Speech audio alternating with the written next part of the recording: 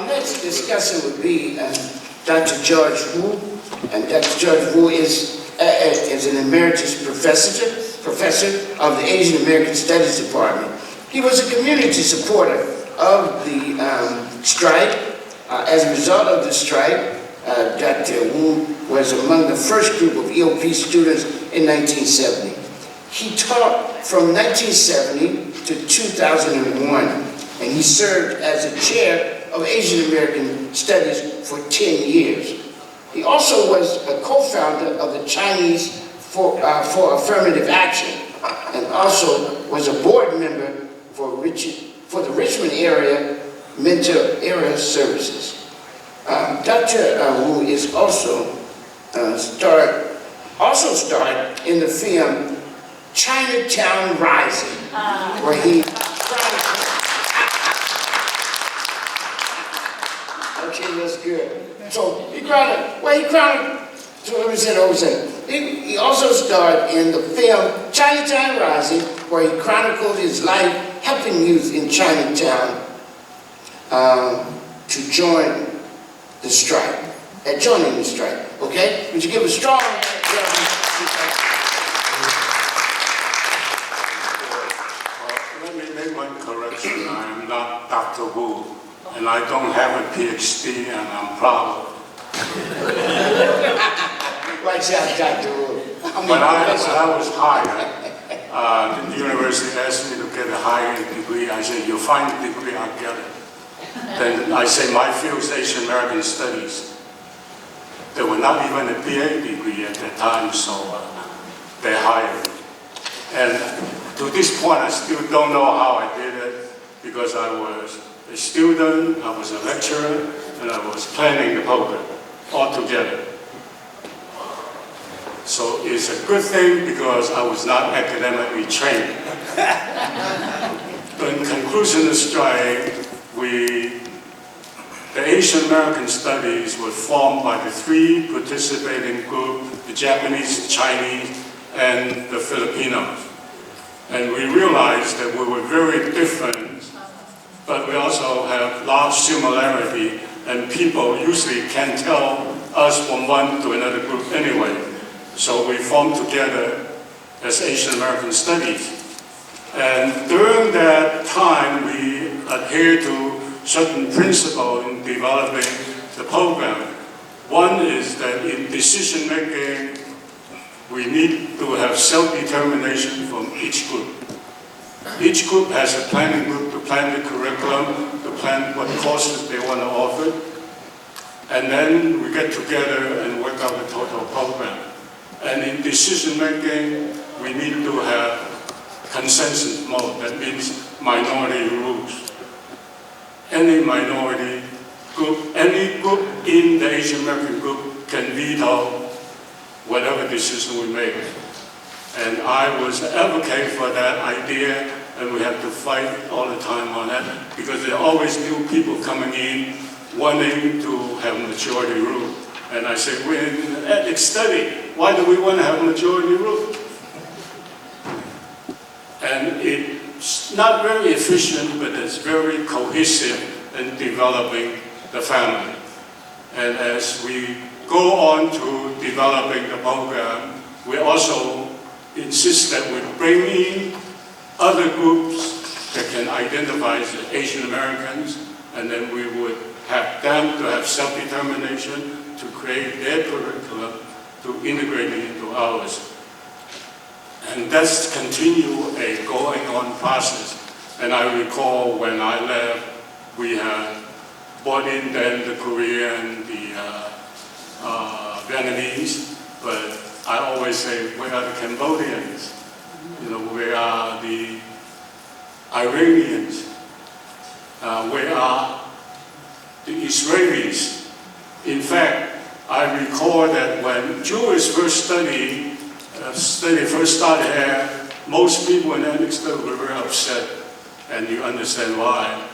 And I was the only one who embraced them, and I told them Israel was in Asia, but they rejected me. But I'm convinced that if they work with us, we will change them. And as we developed the program, and one of the ideas is that the university, the curriculum, the program is a means to an end.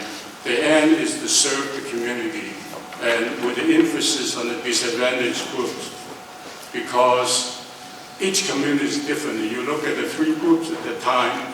Filipino were just beginning have the immigration, and they usually in San Francisco live in South Market because that's the cheaper area they can go to at that time. And the Japanese Americans, after the concentration camp, they just keep quiet and development. They're very well to do. They're mostly Niseis and Sanseis. And the Chinese were the largest immigrant community. And if we would just go by majority rule, the Chinese would dominate. So it was pretty good, I think, that for me to be in that position, to be a Chinese American, to insist that we use the consensus mode. And as we developed the program, we really didn't know any better. So we say, okay, let's try to, we didn't even know about Dr. Hare's idea about the 60-40, but it's right on, because that's the idea. We need to get majority of resources to help the community.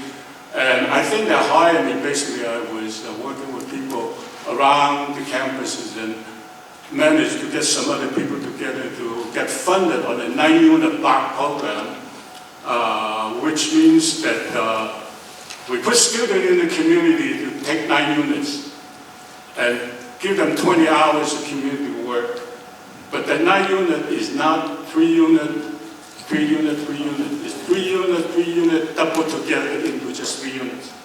Okay. So we had different 3 professors together, teach them 3 units. They work 20 hours. But my own personal interest at the time was not to that student group.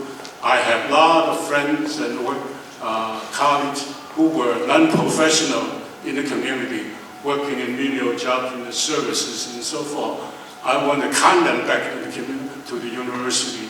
So we say, well, you already work in the agencies, so you don't have to do the 20 hours of work.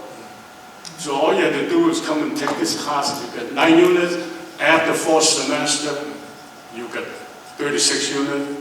You're already in the university, you continue on. So that program was highly successful, but unfortunately, after 2 years, they don't give us any money, and we couldn't continue on that. And the 20 people I know, all of them become community leaders. And out of the 20 people, or out of the 10 people from the student part, 4 of them developed agency. 3 of them still continue on. In fact, I was having dinner with the chairman of one of the group, that one of the students founded, the Chinese Community Development Center. They are now owning and operating 2,800 low-cost income rental units, not only in Chinatown, but throughout the city. So that would be what I see as successful ethnic study. And my view is that I think that our current crop Asian American study faculty still pretty much carry on our mandates that you have to have community involvement. But I don't look at that as an accomplishment. I think that's part of our failure as the old guard, is that because we did not institutionalize it. We still depend on community involvement on the individual faculty. We have no way to make sure that they're going on if next faculty comes on, so there's no continuity. So I've been taking it easy since my retirement in 2001. I think now I found my niche. I'm gonna go back again and talk to people in the community, because I always view myself as a community person involved in the university. Even when I was taught here, when I would chair here, and I thought that should be the foundation of our ethnic study program, and I see no contradiction with what everybody say.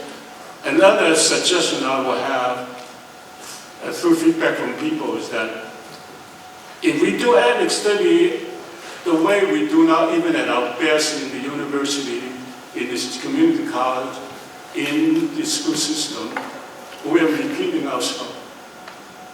We don't work on it as one continuous program to see how the three can integrate together. So students come in and teach Chinese and American class and not have to tell me, I learned that in Galileo High School. Right? So that's one thing we need to work on. And as far as the foundation of Asian American study, I can only speak on that because I really have no hand on other studies that is really community. And all, I see most of the Asian American faculty here, and I just commend you that you not only carry our mandate, actually do better than we do. But Show up. well, also I want to offer one criticism. I want to paraphrase Len Hirabayashi, who's a retired Asian American Study professor in UCLA. When he left us in San Francisco State and went to University of Denver, he wrote a piece of research and he criticized us. And people got very upset, and I told them he's right on. He said that the old guard, the people who started the strike, got involved in developing Asian American study, still live in the glory of their past community involvement. They are old. There should be new leader, there should be new issue, there should be new participation. So let me end this with a joke that I told people that I always come from the generation, don't trust anybody over 30. And people said, what makes you change your mind? I said, I changed my mind because when I met my wife, who was a striker here, I was 29. And so I changed my mind, so let's make it 35. But the idea is still there. I think that all gods should, our duty, our job is to support the young one.